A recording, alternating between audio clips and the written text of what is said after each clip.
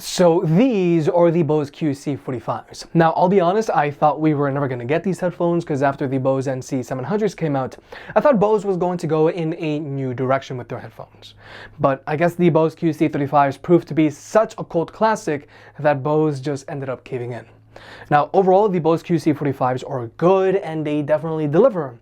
But these headphones are rather peculiar, and I can't help but feel that Bose is holding these headphones back a little bit.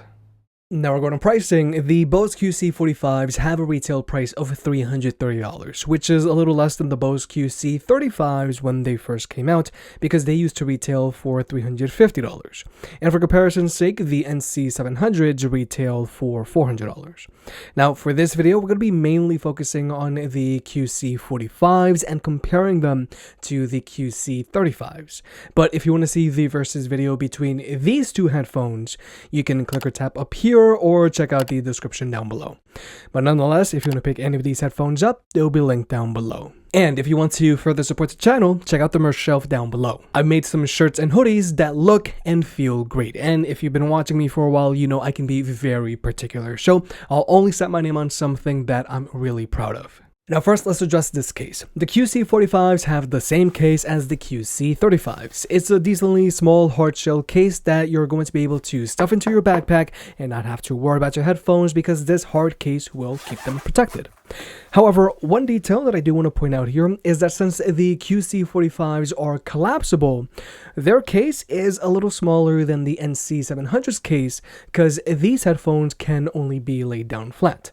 Now, I know this isn't a huge deal, but this is one of the reasons why some people still preferred the QC35 design over the NC 700's design. But nonetheless, the QC45 still come included with a great case for traveling. No complaints here. But now let's talk about the headphones themselves. Design-wise, the QC45s are very similar to the QC35s, which is part of the reason why there's so much hype around these headphones.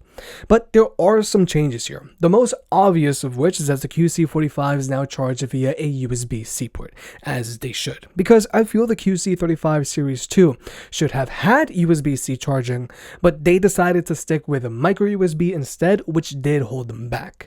But a less obvious change on the QC45s are the earpads. The earpads on the QC45s are actually a little more spacious than the earpads on the QC35s, which is actually insane, given that the QC35s already had super spacious earpads to begin with. Now, I'll dive a little deeper into fit in a minute because right now I do want to point out another less obvious change on the QC45s, and that has to do with their materials. Now, the synthetic leatherette on the QC45s feels great, but it is a step down from the leatherette found on the QC35s. The leatherette on the QC35s just feels softer, more supple, and with a slight grain to it. Whereas the leatherette on the QC45s feels more synthetic. Now, it doesn't feel plasticky like on some other headphones, but it doesn't feel as luxurious as the leatherette on the QC35s. And I've even mentioned this in the past, but I feel the leatherette on the QC35s also feels better than the leatherette found on the NC 700s. Now, continuing on this material change, I also gotta point out that the QC45s no longer have Alcantara underneath their headband like the QC35s do. Now, this isn't a huge deal, but I've always felt that the hit of Alcantara was a signature of the QC35s. And finally, I do want to point out that the Bose logo on the QC45s is no longer milled into the ear cups like the Bose logo on the QC35s. It's just printed on. Now, overall, the Bose QC45s have great build quality. They're fully collapsible, which is something a lot of people missed on the NC 700s, and they have zero cracking and squeaking whenever you flex their headband. But when compared to the QC35s, they just don't feel as premium. The QC45s feel slightly watered down. Now, I don't think that your average user is going to notice or care, but I do. But now let's talk about fit. The QC45s fit just like the QC35s, which is great because fit is another reason why the QC35s were such a cult classic. Now, when it comes to clamping force, the QC45s have very little clamping force, making them big hit approved. Shirts down below. And when it comes to their earpads, like I mentioned earlier, the earpads on the QC45s are actually a little more spacious than the earpads on the QC35s, making these headphones a great option for someone if you've got very large ears or ears that stick out a lot. And since the padding on these earpads is relatively thin, they also do a really good job of staying cool even after long use sessions because there isn't so much surface area coming in contact with your skin to collect heat. And finally, there's their weight. Both the QC35 and QC45 weigh in at 235 grams, making them a pair of lightweight ANC headphones.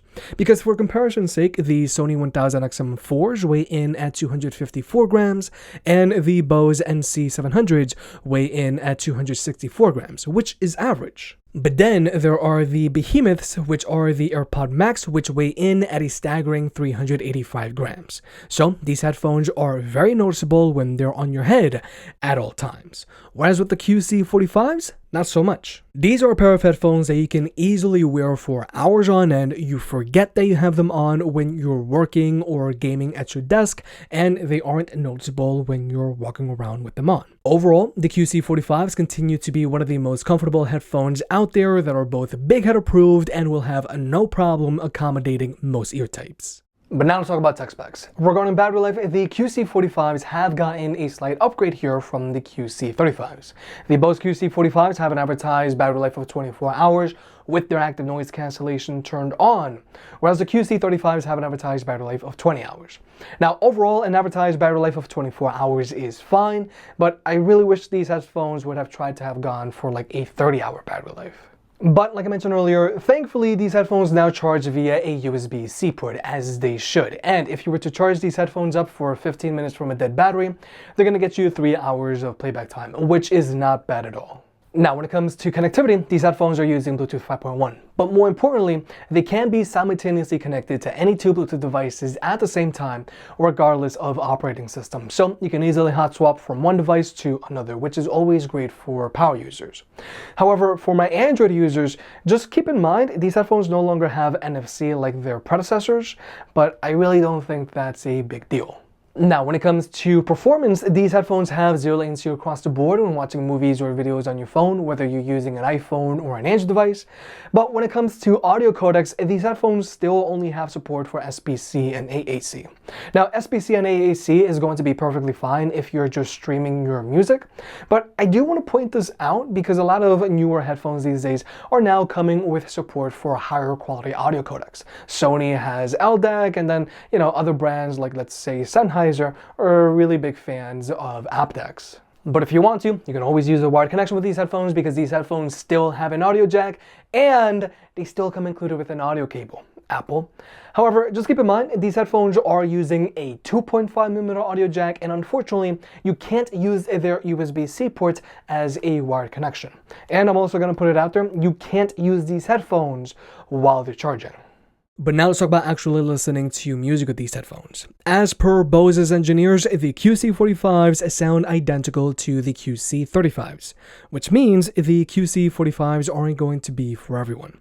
Specifically, the QC45s shoot for a more neutral, vocals-focused EQ.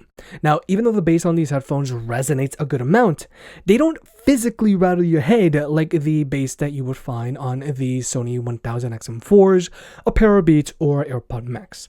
So for some people, the QC45s will sound flat. However, the QC45s do sound more open than the Sony 1000XM4s because they have better instrument separation. However, these headphones don't sound as open as the Sennheiser PXC552s or AirPod Max. But overall, like I said, the QC45s are better suited for someone who likes a more neutral or vocals-focused EQ because these headphones do put a slight emphasis on the mids and their bass is mostly just on the audible side. And unfortunately, you can't directly adjust the EQ on these headphones to your liking like you can with the Bose NC 700s. And personally, I think this is one of the first signs of Bose deliberately holding these headphones back to compel you to upgrade to the NC 700s. Because there's no reason why Bose couldn't just add an EQ setting to the QC45s like they did with the NC 700s. But next up, there are the media controls on these headphones. Now, just like the QC35s, the QC45s have the same physical buttons, and this alone could be a deciding factor for some people, because some people just don't want to have to deal with touchpads on their headphones. Because even though the touchpad on the NC700 is fine, physical buttons are just more accurate. However, these headphones don't have wear sensors like some other newer headphones, so these headphones aren't going to automatically play or pause your music when you take them off or put them back on. Now personally, I don't really care for wear sensors on my headphones and I usually just turn them off, but I am putting this out just for the person that just absolutely needs to have all of the features. And finally, regarding your media controls, the QC45s no longer have Google Assistant or integration like the QC35 Series 2 or NC700s. So you can no longer set this button as a dedicated voice assistant button. Now personally, I don't think this is a huge deal, and you can still activate your phone's default voice assistant by pressing and holding on the multimedia button. But I just find it very odd that Bose is removing this feature on these headphones, just given at how hard they used to push this feature a few years ago. But instead, this button is solely dedicated to switching between your active noise cancellation and ambient mode. But a pet peeve that I have about these headphones is that you can't use them with their active noise cancellation or ambient mode completely turned off. You gotta have one or the other turned on. And sometimes you want to be able to use your headphones with the active noise cancellation completely turned off, because number one, it does save on battery life, so you would be able to extend your battery life. Sometimes your music does sound better, and just sometimes you want to be able to take a break from the cabin pressure on these headphones. So Bose, please, in the next firmware update, can we please just get a simple off mode, but also don't brick my headphones with your next firmware update, because you are really good at that. But now let's talk about the active noise cancellation on these headphones. For starters, the ANC on the QC45 still has an above average amount of cabin pressure when compared to your staples like the Bose NC700s and Sony 1000XM4s. Now the QC45s have less cabin pressure than the QC35s, which is good, but you're still gonna feel like you gotta pop your ears with the QC45s. However, the QC45s do block out an impressive amount of noise. But so that you can see for yourself, we're going to jump into an ANC test.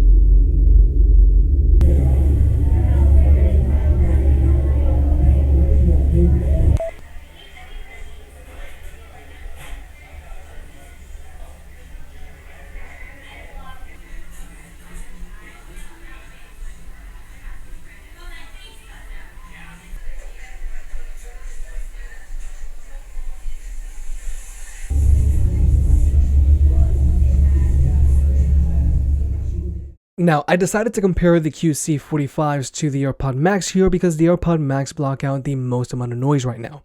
They block out more noise than the Bose NC700s and Sony 1000XM4s because they brutally go after constant low frequency sounds.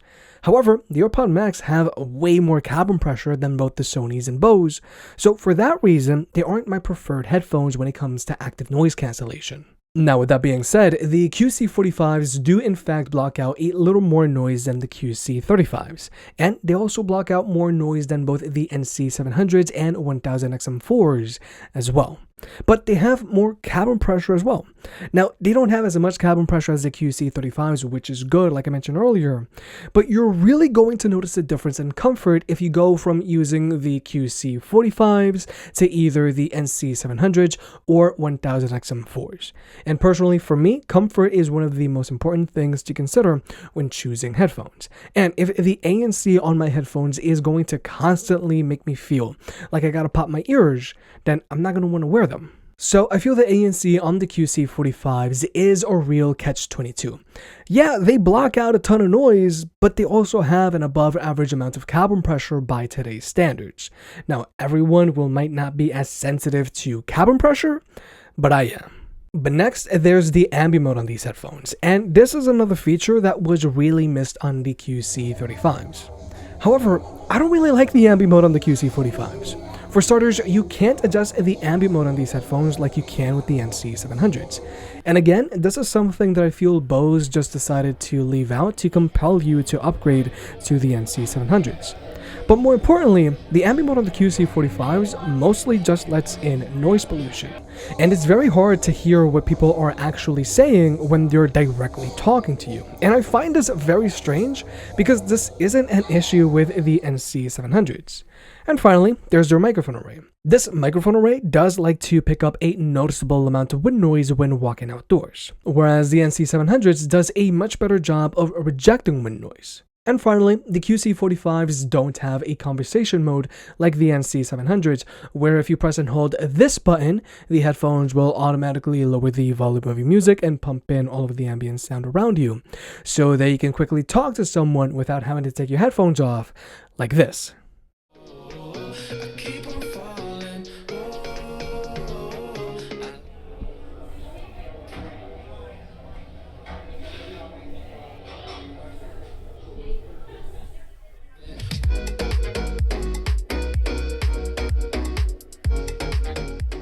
So yeah, even though I'm very glad the QC45s finally have an ambient mode, which is another feature that I feel the QC35 Series 2 should have had, I feel the ambient mode on the QC45s needs work because it really does pale in comparison with the NC 700s. But finally, here's the microphone test. Now, overall, the Bose QC45s have a decent sounding microphone. However, I do have to admit that their predecessors, the Bose QC35s, have a slightly better sounding microphone. While in a quiet room, the Bose QC35s do a much better job of focusing and amplifying my voice. But the real difference here is when it comes to blocking out noise pollution. Now, yeah, you can hear a noticeable amount of road noise in the background, aka a constant low frequency sound, but my voice is front and center. Whereas with the Bose QC45s, even though you can hear my voice pretty well, it's not as defined as with the QC35s. My voice does sound a little shallow and a little hollow. And the same thing can be said about chatter. Yeah, you can hear my voice, but it's not super clear, and I can't help but feel that there's a little bit of static in the background when I'm talking. Whereas with the Bose QC35s, my voice is much more prominent. So overall, even though the Bose QC45s have a decent sounding microphone on them, I am going to have to say that their predecessor does have the better sounding microphone. So with all that being said, the Bose QC45s are a decent pair of ANC headphones that have some very welcome features, and they're going to be loved for the same reasons the Bose QC35s are loved. When it comes to comfort, these headphones are one of the best options to go with. They have a very little clamping force, and their ear pads are even more spacious than before. They have the same great neutral sound signature that some people love, and they still have those physical media buttons that some people just refuse to give up. Now, even though I welcome the ambient mode on these headphones, it's not the best. For some reason, it's very hard to actually hear what people are saying. And I don't like that you can't adjust your ambient mode. Now, even though these headphones block out an impressive amount of noise, they still have a considerable amount of cabin pressure, which could affect some people like me. And finally, there's the microphone on these headphones. It's good, but it is a downgrade from their predecessor. If you made it this far, I guess you enjoyed the video, so hit that like button and get subscribed. If you want to pick any of these products up, they'll be linked down below. And if you want to further support the channel, check out the merch. I've made some shirts and hoodies that look and feel great.